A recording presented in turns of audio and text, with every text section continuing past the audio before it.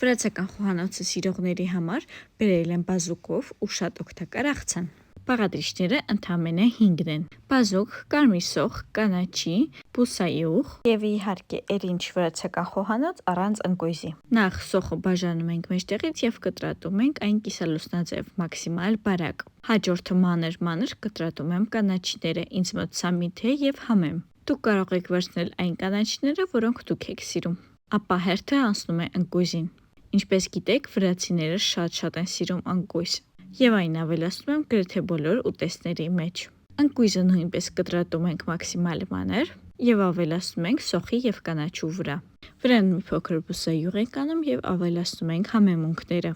Ինչպես նաև չենք մոռանում կիտրոնի հյութի կամ քացախի մասին։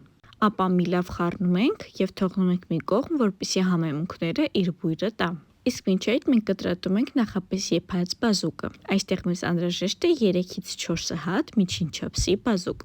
Նախ այն բարակ կտրատում եմ շրջանաձև, ապա բաժանում երկար ծաղիկներ։ Եվս մեկ անգամ շատ լավ խառնում ենք և մատուցում։ Ահա այսպիսի շատ համեղ, անուշաբույր ու ամենակարևորը վիտամիններով հարուստ աղցան ենք ստանում։